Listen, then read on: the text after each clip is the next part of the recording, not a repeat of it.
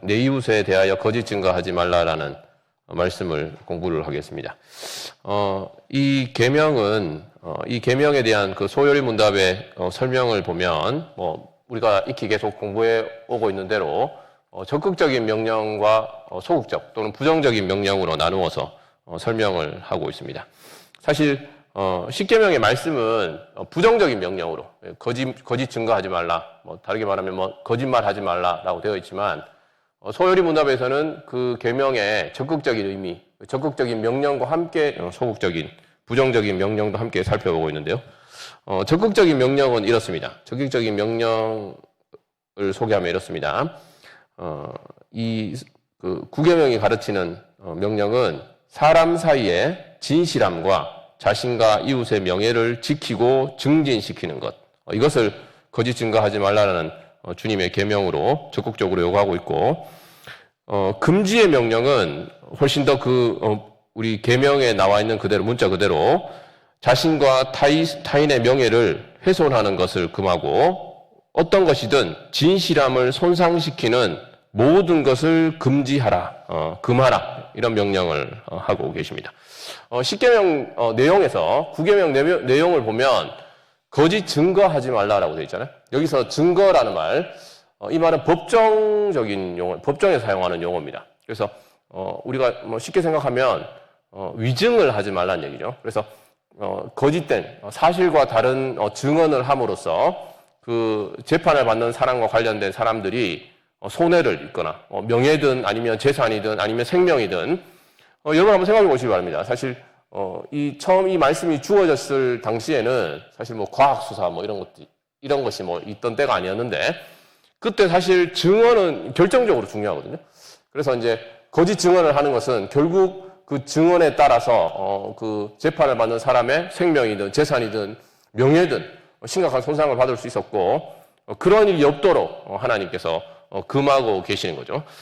그런데 이 말씀은 당연히 재판에만 한정되는 가르침이 아닙니다. 재판에만 한정되는 게 아니고 우리 하나님께서는 진실을 사랑하시고 거짓이 없으신 하나님으로서 모든 영역에 있어서 재판 같은 경우 아주 특별한 아주 중요한 우리의 진실을 지켜야 하는 그런 특별한 상황뿐만 아니라 우리 삶의 모든 영역과 상황과 관계에서 하나님의 백성에게 진실하도록 언제나 진실하도록 그리고 거짓을 멀리하도록 그렇게 말씀하고 계십니다.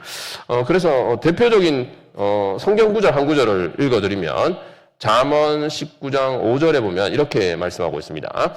거짓 증인은 벌을 면하지 못할 것이요 거짓말을 하는 자도 피하지 못하리라 라고 말씀합니다. 이것처럼 우리 하나님께서는 거짓말을 싫어하십니다. 성경 여러 곳에서 사실 우리는 물론 좀 이렇게 과장된 사실 우리가 과장된 얘기나 농담이나 이런 것을 사실 성경에서 거짓말이라고 얘기하고 있지는 않지만 이런 우리가 어느 정도 허용되는 우리가 과장된 표현이나 아니면 우리 대화에서 할 수 있는 허용되는 어떤 여러 가지 표현들 말고도 사실은 교회 안에 우리의 관계 안에 우리 가정 안에 아니면 우리의 일터나 직장 안에서 사실 너무 우리가 참을 거짓이라고 얘기하고 거짓을 참이라고 얘기하는 그런 사실 거짓말이 흔한 일이거든요. 흔한 일이고 우리 하나님께서는 그것을 싫어하신다고 분명히 얘기하고 있고 사실 신구약 구약 성경과 신약 성경 여러 곳에서 사실 강조해서 말씀하고 있는데 제가 몇몇 구절을 대표적인 몇몇 구절을 거짓말을 하나님께서 얼마나 싫어하시는지 몇몇 구절을 읽어드리면 이렇습니다. 먼저 시편 5편인데 시편 5편 4절에서 6절 이렇게 말씀합니다. 주는 죄악을 기뻐하는 신이 아니시니 악이 주와 함께 머물지 못하여 오만한 자들이 주의 목전에 서지 못하리이다. 주는 모든 행악자를 미워하시며 거짓말하는 자들을 멸망시키리이다. 이렇게 말씀하고 있습니다. 시편 58편 3절은 이렇게 말씀합니다. 악인은 모태에서부터 멀어졌음이며 나면서부터 곁길로 나아가 거짓을 말하는도다. 악인의 특징을 거짓을 말하는 것으로 이렇게 말씀하고 있고 그리고 잠언 12장 22절은 또 이렇게 말씀합니다. 잠언 12장 22절 이렇게 말씀합니다. 거짓 입술은 여호와께 미움을 받아도 진실하게 행하는 자는 그의 기뻐하심을 받느니라. 그리고 잠언 13장 5절은 이렇게 말씀합니다. 의인은 거짓말을 미워하나 악인의 행위가 흉악하여 부끄러운 데에 이르느니라 라고 말씀하고 있습니다. 이처럼 하나님께서는 거짓을 미워하시고 악인의 특징은 거짓말을 하는 것이라고 성경은 얘기하고 있습니다. 뿐만 아닙니다. 구약 성경에서도 선지서에서도 사실은 악한 하나님의 백성, 그 이스라엘 백성과 그 나라에 악이 관영할 때 얼마나 거짓이 판을 치고 진실한 재판이 이루어지지 못하고 사람들이 서로 속이는 그런 상태가 되는지를 말씀하고 있습니다. 그래서 우리 가운데 사실은 거짓이 없고 진실함이 있으면 그만큼 우리가 하나님의 형상을 따라 그리고 구원받은 하나님의 백성으로서 좋은 공동체임을 나타내 주는 거죠. 근데 뭐 서로 속이고 상대방을 뒤에서 비방한다거나 아니면 속마음과 달리 거짓되고 거짓된 말로 상대방의 평가하거나 아첨하거나 이렇게 하는 것은 사실은 우리가 하나님이 기뻐하시는 공동체의 모습이 아닌 것을 보여주는 거라고 할 수 있겠습니다. 구약 성경뿐만 아니라 사실 신약 성경에서도 하나님을 모르는 자들의 특징으로서 거짓말이 많이 나타납니다. 대표적으로 사도행전 말씀에 보면 우리가 잘 아는 말씀이죠.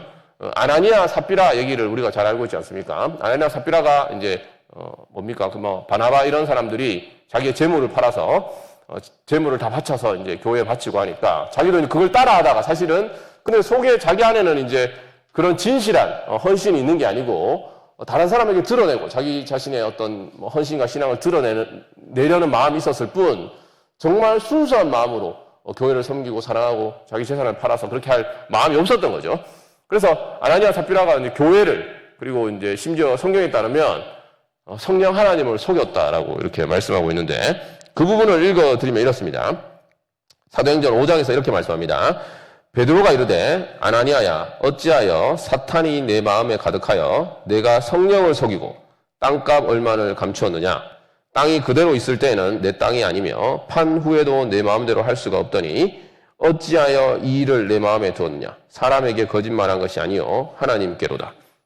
이런 일이 있었는데 사실 사도행전 하나님의 그 놀라운 역사가 이루어지고 하나님의 일들이 이루어지는 과정 가운데 이런 거짓 하나님의 일에 있어서의 이런 거짓말이 얼마나 이 초대 교회에 안 좋은 영향을 끼칠 수 있고 그리고 하나님께서 이런 일들을 교회 안에 이 거짓을 얼마나 심각하게 다루었는지 우리가 깊이 생각해 보아야 되는 거죠. 그래서 하나님의 교회에 이런 거짓을 하나님께서 심판하시고 경고하시는 그런 말씀이 나옵니다. 그리고 그 신약 성경에 보면 하나님의 백성들, 거듭난 사람들, 구원받은 사람들의 특징을 이 거짓말하지 않는 것, 이 진실하게 말하는 것과 직접적으로 연결해서 말씀하는 구절이 많이 나오는데 에베소서 4장 24절, 25절 보면 이렇게 되어 있습니다. 하나님을 따라 의와 진리의 거룩함으로 지으심을 받은 새 사람을 입으라. 그런즉 거짓을 버리고 각각 그 이웃과 더불어 참된 것을 말하라.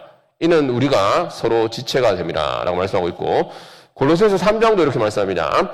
너희가 서로 거짓말을 하지 말라. 옛사람과 그 행위를 벗어버리고 새 사람을 입었으니 이는 자기를 창조하신 이의 형상을 따라 지식에까지 새롭게 하심을 입는 자니라. 그래서 구원받은 사람의 하나님의 자녀되고 우리가 예수 그리스도를 믿고 거듭났잖아요.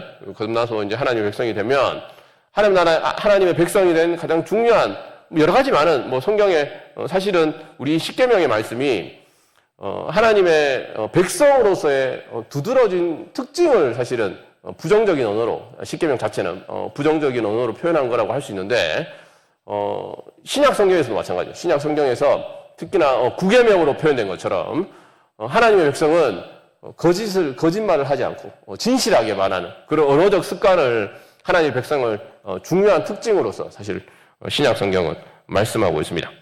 더 나아가서 굉장히 놀라운 말씀 중에 하나인데 우리가 사실은 물론 좀 우리가 말할 때 그게 그렇게 중요한가라고 이렇게 가끔씩 생각할 때가 있을 수도 있잖아요. 그래서 이제 우리가 언어를 사실은 성경의 가르침을 따라서 그렇게 분명하고 철저하게 하지 못하는 경우가 우리의 부패성도 있고 연약함도 있고 그런 것 때문이기도 하겠지만 사실 이 문제가 성경에서는 굉장히 중요하게 다룬다는 것을 여러분 기억하셔야 됩니다. 여러분 잘 아는 것처럼 이 세상에 처음 우리의 첫 조상이 타락하고 사실은 사망이, 그들의 불순종으로 사망이 들어오게 되었는데요. 그 첫 죄의 출발이 바로 사탄의 거짓말로 인해서 시작됐습니다. 하나님의 말씀을 뒤틀고 왜곡하고, 이 하나님의 말씀에 불순종하면 죽는다라고 한 하나님의 명령을 사탄이 그렇지 않다라고 거짓말 했거든요. 그 거짓말의 동조에서 사실은 죄와 죽음이 들어왔다는 걸 기억하셔야 됩니다. 사실 이 거짓말이 굉장히 심각한 문제고, 창세기에서뿐만 아니라 사실은 요한계시록에서도, 성경의 마지막 책인 요한계시록에서도 거짓말을 심각하게 다루는데, 심지어는 이 영원한 형벌을 받는 사람들이 어떤 사람들인지 이제 성경에서 소개하고 있는데, 거기에도 굉장히 거짓말쟁이들이 바로 영원한 형벌을 받는 사람들이라고 얘기를 하고 있습니다. 대표적으로 계시록 21장 말씀에 보면 이렇게 되어 있습니다. 그러나 두려워하는 자들과 믿지 않은 자들과 흉악한 자들과 살인자들과 음행하는 자들과 점술가들과 우상 숭배자들과 거짓말하는 모든 자들은 불과 유황으로 타는 못에 던져지리니 이것이 둘째 사망이니라. 이렇게 말씀하고 있습니다. 우리 모두는 성경에서 얘기한 것처럼 우리는 우리 안에 사실 부패와 연약함이 있어서 사실은 타고난 거짓말쟁이고, 저와 여러분들의 사실은 목적과 이익을 위해서 사실은 거짓말을 하죠.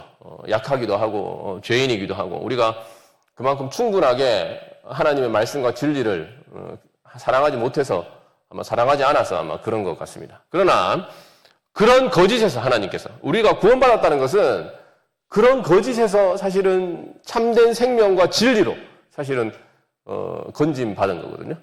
그리고 우리가 왜 거짓말을 하지 말아야 되느냐? 왜 거짓말을 하지 말아야 될까요? 우리 하나님께서 거짓말 하지 말라고 했으니까요.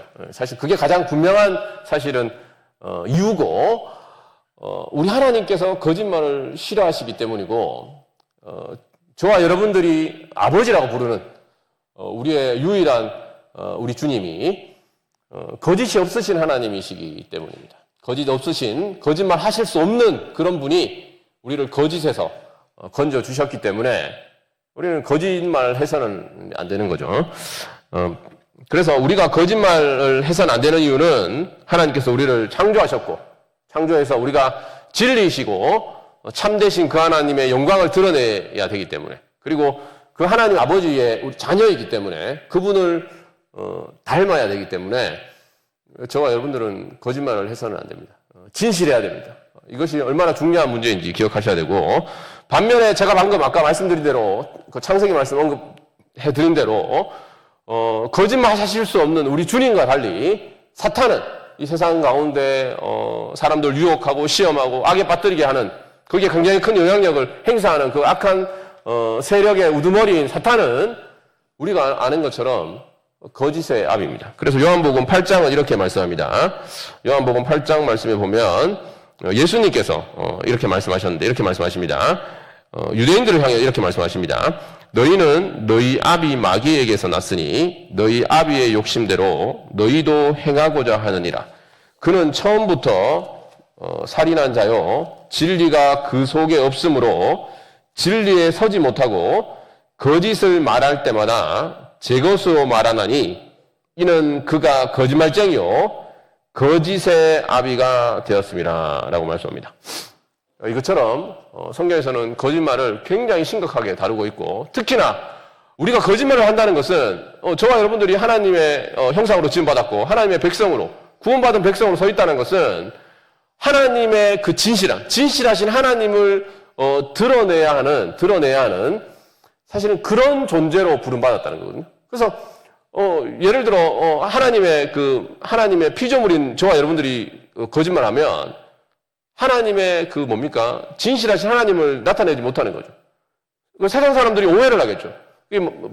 그리고 흔히 이제 세상 사람들이 교회 다니는 사람들도 정직하지 못하고 사실은 거짓말을 하고, 아니면 실제로 공적인 자리에서도 어떤 유명인들이 신자이고 그리스도인이라고 하면서도 사실은 위증을 한다거나 거짓말을 한다거나, 아니면 사적인 이익이나 아니면 의리 관계 때문에 거짓말하는 그런 것을 볼 때, 사실은 그것이 사람들로 하여금 하나님에 대해서 사실은 굉장히 심각한 명예를 손상시키고 명예를 손상시키는 것임을 기억하셔야 됩니다. 그래서 하나님께서 자신의 진실하심에 관한 굉장히 중요한 증인으로서 저와 여러분들을 부르셨다라는 것을 기억하셔야 되겠습니다. 그런데 우리가 오늘 그 읽은 본문 말씀 시작할 때 읽었는데 오늘 본문 말씀에 보면 라합이 등장하잖아요. 라합이. 근데 이 라합이 거짓말을 합니다. 거짓말을 합니다. 여러분 이제 그 본문을 읽고 제가 이제 설교를 하다가 보니까 본문을 잊어서인지 모르겠는데 라합이 거짓말을 합니다. 어떤 거짓말을 했습니까? 그렇죠. 여리고 왕이 이제 내용을 소개해드리면 이렇습니다. 여리고 왕이 이제 라합에게 와서 라합에게 사람을 보내가지고 너희에게 정탐꾼들이 들어갔는 걸 내가 소식을 들었다. 정탐꾼을 내놔라 이렇게 얘기를 하니까 라합이 어떻게 얘기를 합니까? 라합이 그 사람이 난 누군지 모른다. 거짓말이죠. 라합은 그 사람들이 누군지 알았어요. 하나님의 백성이고 이스라엘 백성 히브리 민족인 줄 알았습니다. 근데 나는 그 사람들 누군지 모르고 그 사람들이 이미 떠나갔다라고 얘기를 했습니다. 그래서 이 구절, 이 본문 말씀을 두고 몇몇 학자들은 하나님께서 나중에 보면 그 히브리서 말씀도 그렇고 야고보서 말씀에 보면 라합의 믿음을 칭찬하세요. 라합의 믿음을 칭찬하시거든요. 그래서 이 말씀을 두고 성경에서는 굉장히 선한 목적, 예를 들어 사람의 생명을 구한다거나 아니면 교회의 유익을 위한다거나 아니면 그런 어떤 굉장히 중요한 목적을 위해서는 거짓말을 해도 되는 게 아니냐 이렇게 이제 주장하는 사람들이 있습니다. 사실 기독교 윤리학자들 가운데도 있습니다. 성경을 해석하는 사람들 가운데도 있습니다.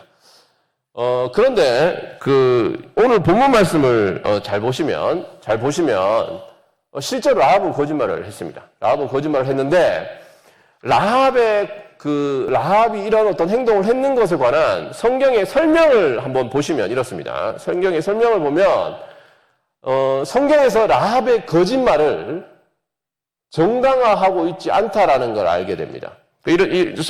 성경에서 라합의 믿음을 칭찬하는 곳이 제가 두 군데 있다고 말씀드렸는데 히브리서 11장 31절 말씀입니다. 히브리서 11장 31절 말씀 제가 한번 읽어드리면 이렇습니다.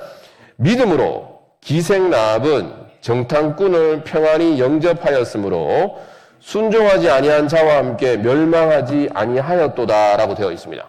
이 말씀을 잘 기억해 두십시오. 그리고 야고보서 2장 25절도 라합의 믿음에 관해서 설명하는데 이렇게 되어 있습니다.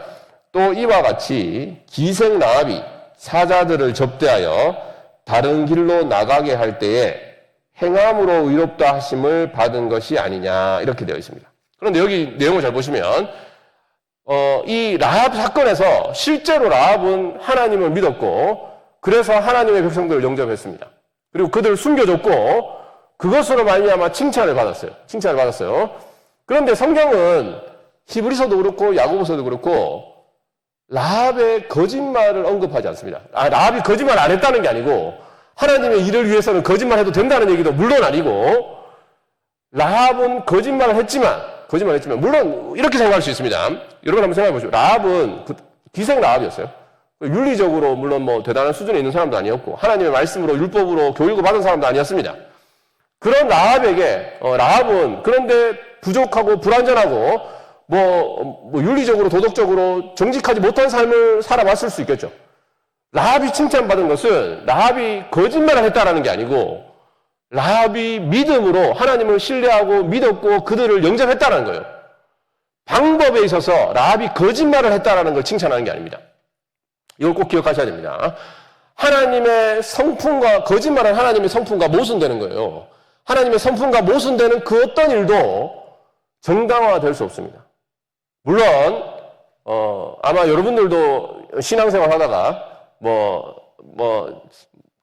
신앙생활 교회 나오기 위해서라든가 이렇게 부모님께 거짓말을 하고 교회를 나오는 일이 있을 수 있었을 거예요.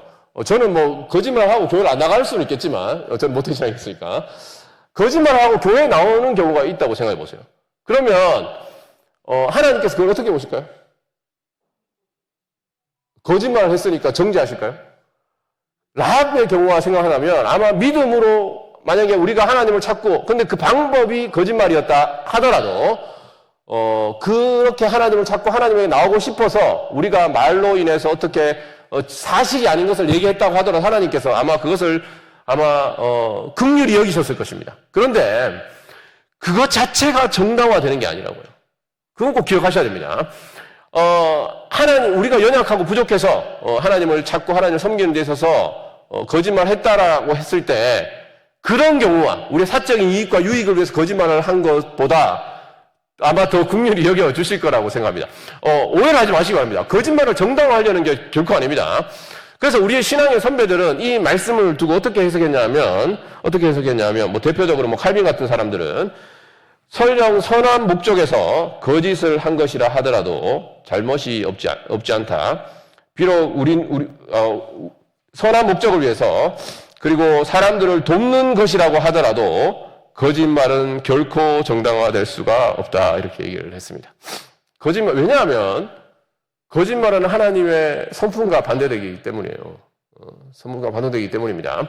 우리가 연약해서 거짓말 한 경우에 뭐 정죄하고 비난하려는 게 아닙니다. 그게 아니라 하나님께서 우리의 연약함과 부족함과 문제를 아시지만 하나님은 거룩하신 하나님이시고 거짓이 없으신 하나님이시고 그 하나님은 거짓에서 건져내셔서 참으로 하나님에서 순종하는 그리고 진실을 말하고 진실을 위해서 노력하고 더 나아가서 소요리 문답이 잘 설명하는 것처럼 진실을 말함으로써 우리 자신과 그리고 우리 이웃과 그리고 하나님과 교회의 명예를 증진시키는 그런 복된 삶으로 부르셨다는 것을 꼭 기억하셔야 합니다. 오늘 본문 말씀은 오늘 소요리 문답은 그렇게 얘기를 하고 있습니다.